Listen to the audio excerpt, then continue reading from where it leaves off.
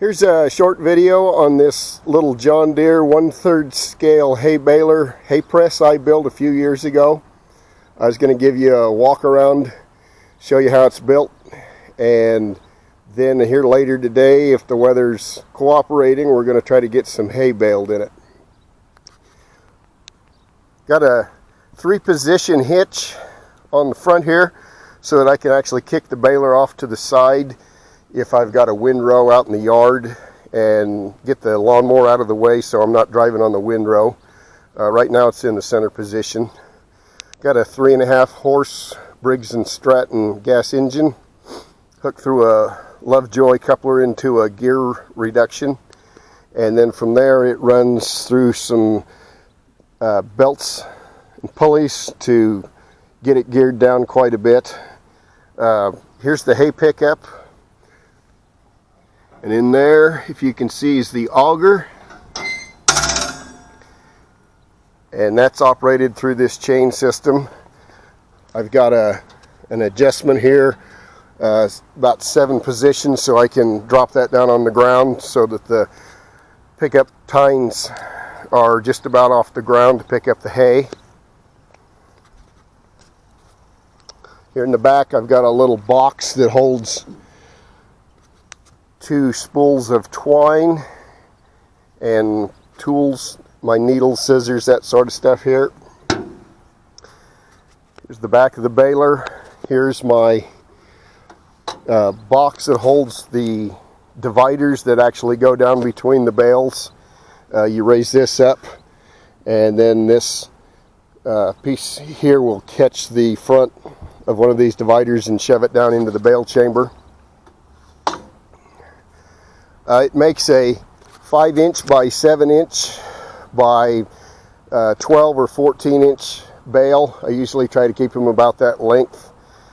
It's actually will work 2 different ways. The hay pickup will actually pick up hay and run it into the bale chamber, but since there's no automatic tying system on it, it's kind of pointless to have that running, since you'd have to stop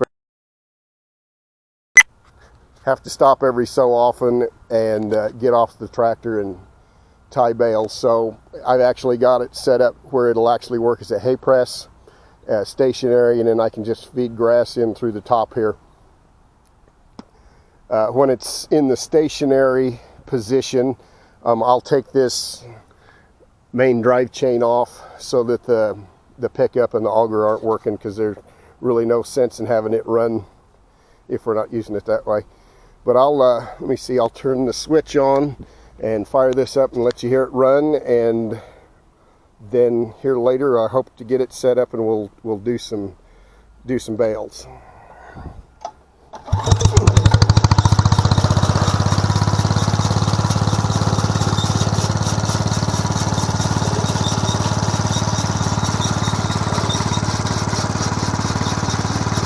And this here is the plunger that runs up and down and feeds the hay down into the chamber, and also will push the divider plates into position when you need to put one in there.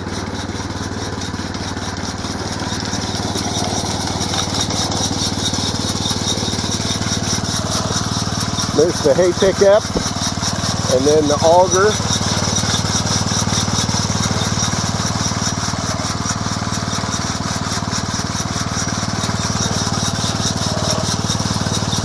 And then, like I said, if we're going to run this as a hay press, stationary, that main chain I'll just take off and put in the box and turn it into the press that way.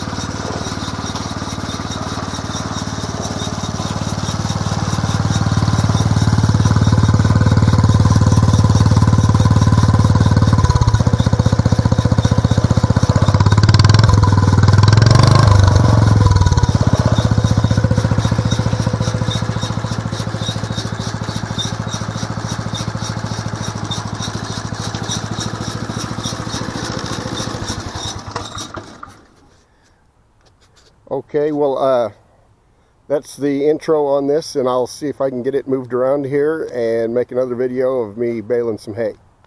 Okay, I got the baler put in position and made a couple of bales, just kind of checking moisture content. Everything seems to be working pretty good. So what I'm going to do is start this up and idle it down, so I hope you can hear me.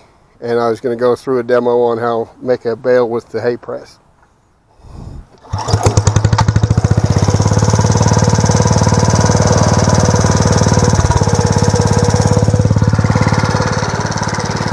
Okay, the plunger's working, and then all you got to do, you start feeding hay down into the bale chamber.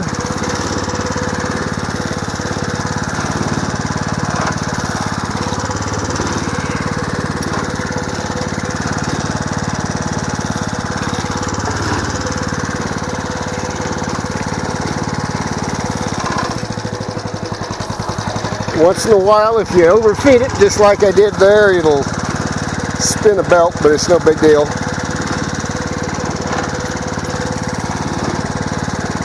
Now, if you see out the back here, one of the plates is done. So I'll take this plate, and when I got two hands, I'll stick that back into the magazine that holds the dividers.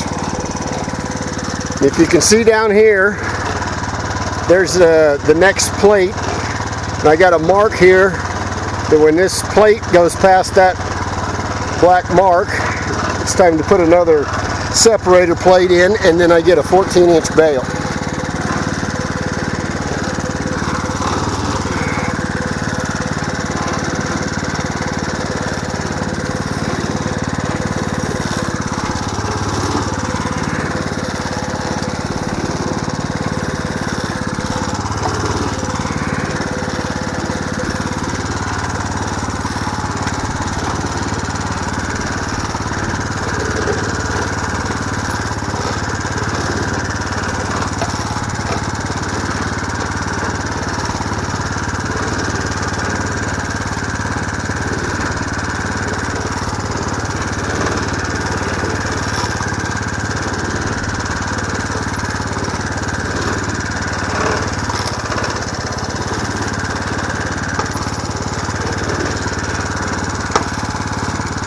Kind of hard to do with one hand, but I think you guys get the idea of it.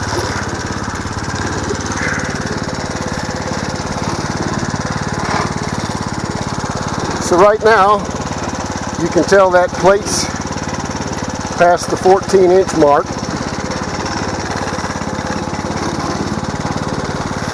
So you let this clean itself out a little bit here. I'll take this out just in case. When it's clear, you pull this up like that, plate falls down, and then the baler starts all over again.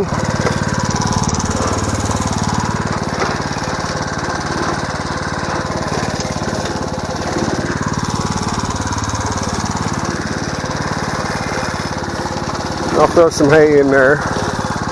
So now after this is going again, what you do is you come around and you take a twine. See if I can fit this here.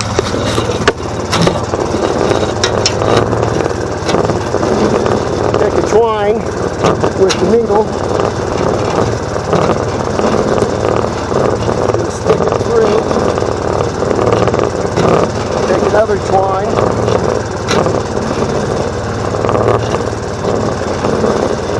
Stick it through right there. Let those hang. So now I've got the two twine top and bottom there. So now you're back to feeding hay, and once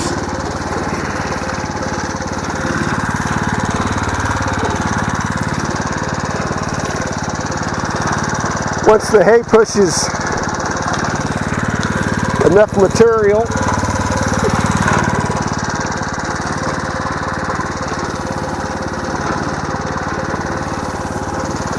enough material into the bale chamber,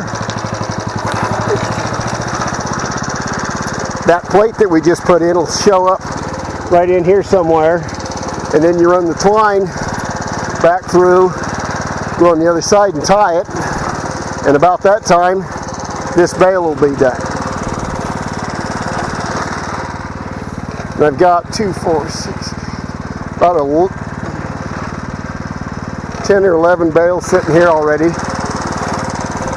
And that's basically how the hay press works.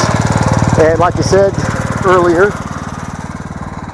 that if you disconnect that main drive chain, the pickup and the auger don't work on it, and it just turns into a regular stationary bale press, hay press. So, thanks for watching.